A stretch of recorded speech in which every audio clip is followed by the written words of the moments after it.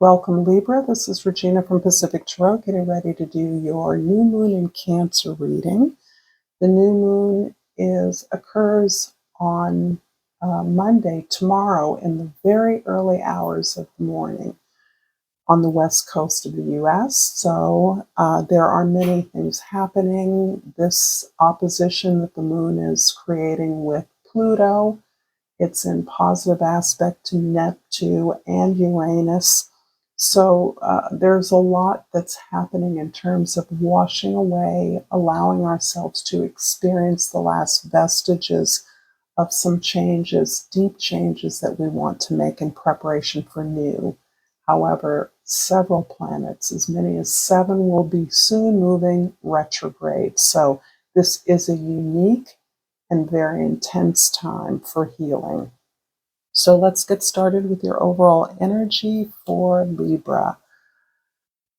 The Knight of Swords is indicating your willingness to ask the hard questions, to interrogate your own assumptions, to not take anything for granted, to challenge all information that feels intuitively out of whack out of balance with what it is you're learning about, but an openness to listen, to hear, to see, to even record or document in a way that is free of agenda free, judgment free. This is a powerful card that shows your commitment to the truth. In the 10th house, we have the Star. And this is really about not only your personal healing, your personal ability to balance the opportunities that are available to you in your external environment and the resources that you have, or the skills and tools that you have to balance those, to recognize those after a long struggle. This card is very apt for this new moon in Cancer, where you are giving expression, you're giving healing, you're giving love to this new vision that you have been able to see, that you are growing into. And others recognize this as your talent. Others are drawn to your vision at this time, whether you can articulate it or not. And I do see you working towards articulating, clarifying, giving language, giving vision to this new idea. In the first house, the 8 of Pentacles is about your focus on self-improvement, self-development. This is you recognizing that you can power up your evolution as a person by consciously working on perfecting your skills, getting better at whatever it is you do, polishing up your ability to craft the solutions, the goals that you want, and taking personal responsibility for those things, that in a way that will ensure your success. And I hear the crows out there confirming this. The 4th house, you have the Tower card. The 4th house is the house of your home, your domestic environment, your family, your heritage, your history, your ancestry. The Tower indicates to me some unexpected news, some unexpected shift in your family, your ancestry, maybe learning about an ancestor, or once believing an ancestor that you believed existed that actually isn't a physical ancestor. There's something about the family tree that is being shaken up. And if it's not your family, it can also be your domestic environment. And for many of us, we work in our domestic environments. So whatever work you do, the way you've structured your work, if you do work at home, is being altered, is being shaken up, most likely by technological advances. But whatever it is, the information is timely and is actually helping you to move in a better direction. In the 7th house of your significant relationships, the Six of Wands indicates a victory for you. This is where you have been working successfully as part of a team for a while, and you have been able to distinguish yourself among your peers for some particular victory, success, or achievement, accomplishment. You are being rewarded for that. But it is the acknowledgement and recognition of your peers that is most significant and most of value to you at this time, so that you are thoroughly appreciative of the recognition your peers are giving you, the acknowledgement that you have actually elevated the team through your individual effort as part of the team. So this victory is not only yours, it is a victory for the team and your pride. You are exuberant in that particular feeling of success. Of course, sixes are always relevant to you, Libra, as they represent the balance, the scaling, the evening out, the equity that you're able to achieve with your peers, with your co-workers, your co-creators, or collaborators. The Eight of Pentacles in the first house is clarified by the Three of Swords in the second house and the Judgment in the third house.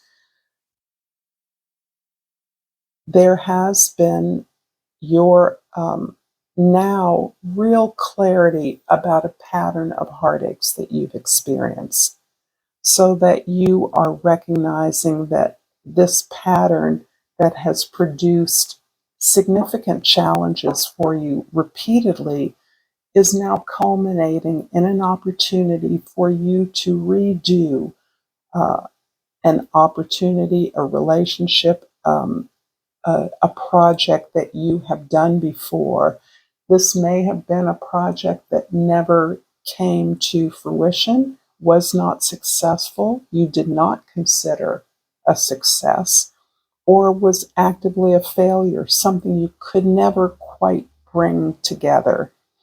The opportunity now is as a result of the wisdom, the result of your commitment to changing yourself, improving upon your skills, that you have or now have an opportunity that you recognize to bring this to a successful conclusion.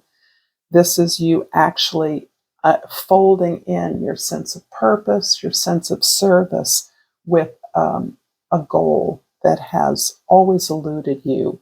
This goal is taking you, committing you more deeply to your community, to your individual role, the individual role that you play in empowering the group and elevating the group, and the reciprocal energy of the satisfaction and the growth that you experience as a result of your responsibility and commitment. The Tower in the fourth house has been clarified by the Queen of Wands in the fifth house and the Ten of Coins in the sixth house. I'm working with a new camera, so please forgive me for fidgeting. I haven't quite got it right, but I hope you can see the cards clearly. The Queen of Wands is really about the growth of your confidence. Through this process of recognizing your commitment, upping your responsibility, your diligence, your hard work, to improving the resources that you offer to the group, you are, and that being recognized by the group is giving you a boost of not only confidence but passion about what you're doing. This is increasing your ability to magnetize the resources, the tools, the collaborators that you want to help fill this vision that you hold for the success of the group. You are distinctly working on legacy, and in this particular case, it feels like an institutional philanthropy. It feels like a part of whatever organization, business, or institution you work for. You are somehow responsible for generating the abundance, the learning, and growth so that it becomes more available to new members, the next generation. So you may be actively involved as in a training program, as an example, in an educational program for new members of your team, of your community, perhaps of your team being responsible for updating, re-educating, training members of the larger company or institution that you work within. The Six of Wands in the seventh house is clarified by the Sun in the eighth house and the Six of Cups in the ninth house.